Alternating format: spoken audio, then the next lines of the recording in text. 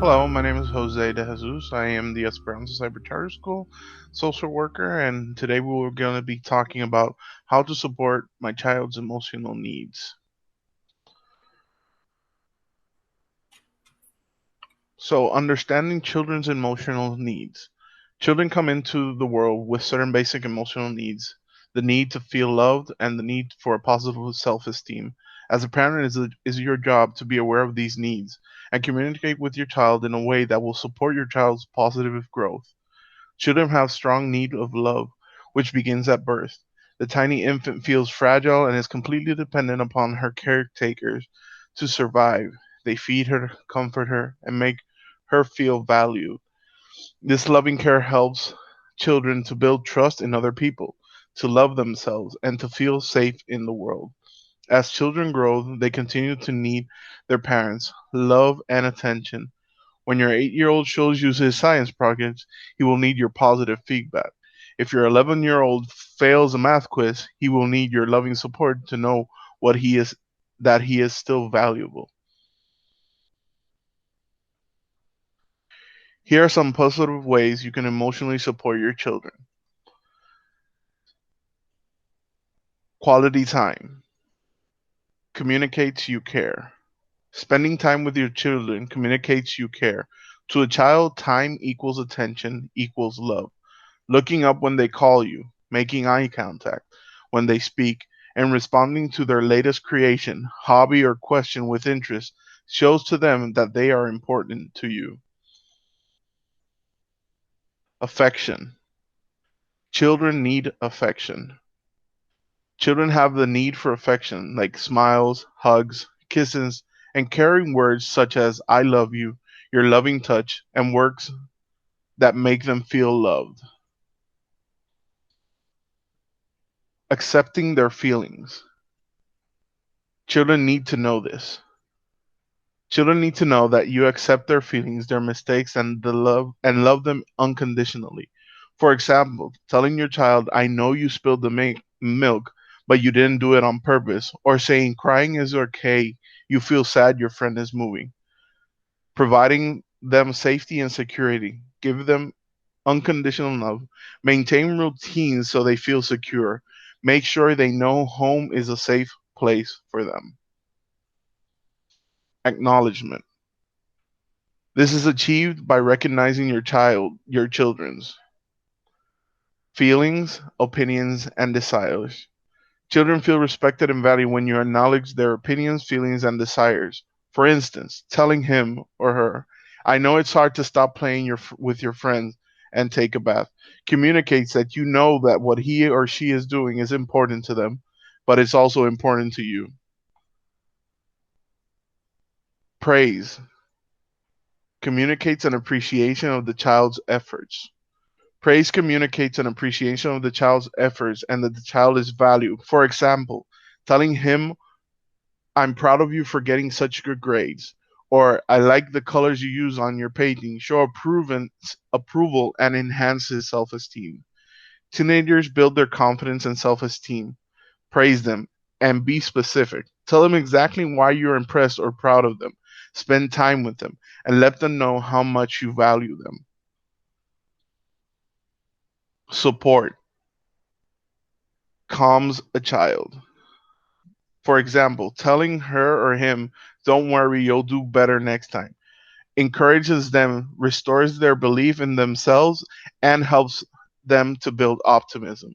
Supporting them emotionally encourages them to talk to you, listen, help them understand their feelings, teaching them resilience, teaching your children how to make it through the tough times, especially like the times we're going through now with COVID. Help them cope with change, manage stress, and learn setbacks. Providing words of encouragement, restoring their beliefs in themselves, and assisting them in their building optimism. A path to improved health. Communicating your love for your child is the single most important thing you can do to help them during their teenage years and their life. Children decide how they feel about themselves in a large part by how their parents react to them. For this reason, it is important for parents, caregivers, and other persons in their lives to help their children feel good about themselves.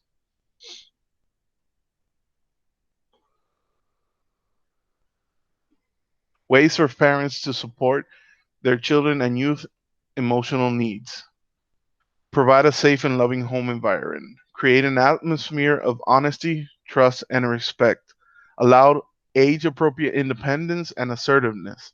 Develop a relationship that encourages your children to talk to you when they are upset.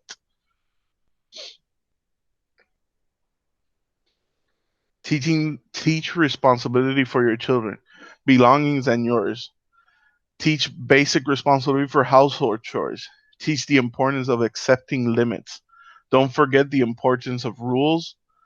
Children and youth still need rules that affect their health, safety, and education. Make rules easy to understand. When you make a rule, be sure the reasons for it are clear. Listen to your children's concerns, opinions, and requests. If you can compromise, do so. We're going to play a 2-minute video here. Teens and risk-taking. What did you think of when I said that? Most people think of house parties and binge drinking, smoking weed under the bleachers, unsafe sex, or fighting and violence. In other words, a bunch of bad things. But really, growing up is nothing but a series of risks that we take. From our first steps and our first words, to learning to ride a bike or asking someone out on a date. Each time we try something new, we're taking a risk. And we need support to navigate these risks well. For parents, teachers, counselors, and the other adults who work with young people, every day presents a new opportunity for us to support healthy risk-taking. That means being there to answer questions without stigma or shame, supporting us when we try on new values or identities, letting us make mistakes so we can learn from them, celebrating when we succeed. Most of all, adults who are the best at encouraging healthy risk-taking and growth, they listen. And listening is key, because young people know their day-to-day worlds better than anyone else. Trusting them to make their own choices is critical for building their confidence and life skills. Without taking risks, teens have trouble developing into capable adults. It's everyone's job to make sure that they are supported and safe so they can grow up to be healthy, not just physically, but emotionally, socially, and more. Given that society thinks of risk-taking so negatively, it makes sense that adults want to limit or even get rid of risks altogether, but that's not what we need. Yes, there are unhealthy risks that all of us need to avoid: drug and alcohol use, unsafe sex, and violence. But healthy risks, good risks, the kind that challenge us to expand our horizons, those are so important for our learning, for growth.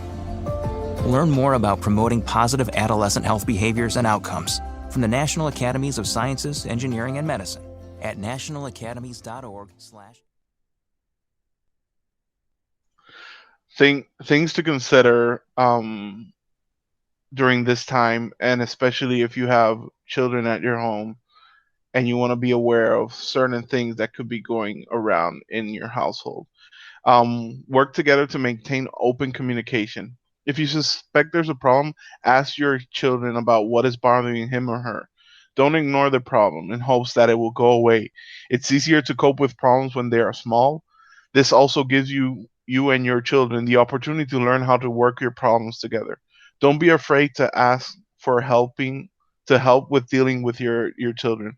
Many resources, including your family doctor, are available to you and us here also at ECCS. Some things that you might want to consider is being aware of what your children could be suffering from, or noticing that they're having a hard time in life. So it could be agitated or restless behavior, weight loss or gain, a drop in grades, trouble concentrating, ongoing feelings of sadness, not caring about people and things, lack of motivation, fatigue, loss of energy, and lack of interest in activities, low self esteem, trouble falling asleep, or run ins with the law. Avoid criticism.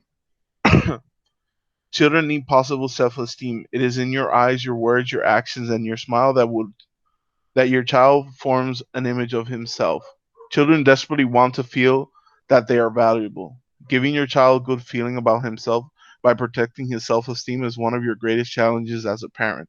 The goal is working with this issue to communicate with him positively, which means choosing your words and actions carefully. Here are some guidelines for positive communication. Avoid criticism. For instance, telling your child you're kicking the ball wrong. These words will deflate your child's self image. Avoid comparisons.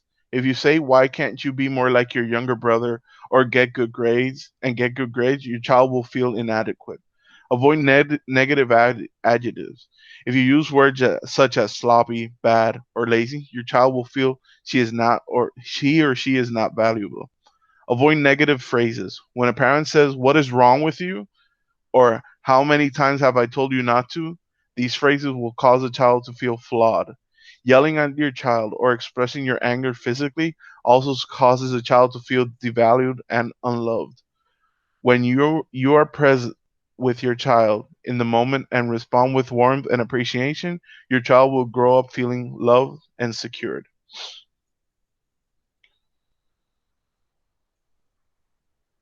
In our school, we have several emotional support resources.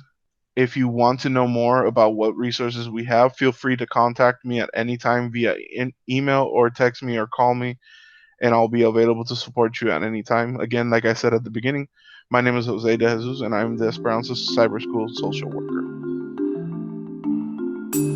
Thank you for your time.